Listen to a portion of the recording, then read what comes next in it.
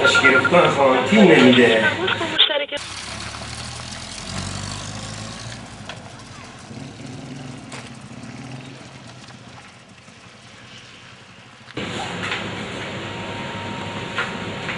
گری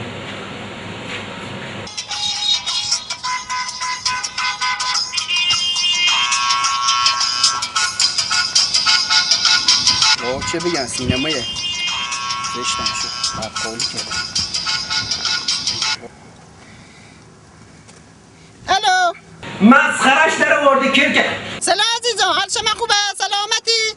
داگوتتم به مرحمته. ببخشیم باقر هستن؟ اسیب لبا زنگ میزنین؟ نه باقر نیستش. صبح سر همسیه مقصه بدن کویت. ها در بسی بردش فرودگاه زن اومدم تو دونم بیارومه. خراب بوده بیا داخل سینما برنامه اجرا کنه.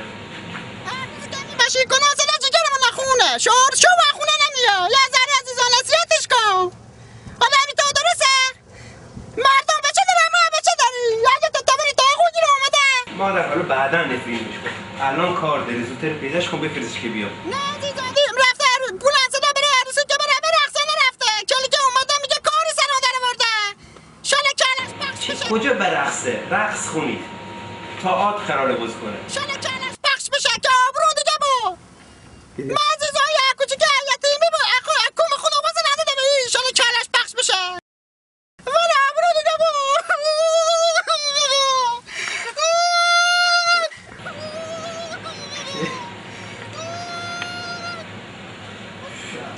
یه ذره گوشی دستت باشه که من بشینم. من عزیزان پدر دارم. وای وای وای وای. مادر پادر میکنه. دو دفعه رفتن که تو پادر دارم. حالا گوشی دستت باشه نیست که اومدش. گوشی دستت باشه شاله که حالاش پخش بشه میاله اومد. گوشی دستت باشه. دست در نکنه. شرمنده مادر انشالله جبران کنی. 2 تا بلیط نه باقر بیا تو سینما برنامه بچت نگاه کن. حالا دیگه کارش نبرینه. چی دیگه من چی نگو که من چی حاضر گفتم. گوشی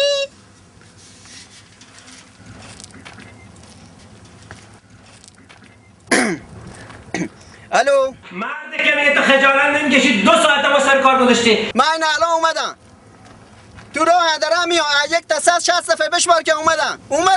قربونت برم عزیزم. مردم منتظرن زودتری. اله جون خودت جون ننتون برو بچه‌ها سوار کن بیو.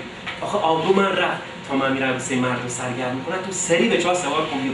زوده تو جنوب برسی. من نمیدونم عروسی چه بگم. خدافظ. اومدم خدافظ. برن دنبال بچه‌ها الان میام. ها الان برشون میدارم میام. خدافظ. حالا کدوم بچه کو بچه کی سوار کنم. ما هم تو یه چی هم گفتیم هیچکی ندیدم تو نخت نباشه نکنه یه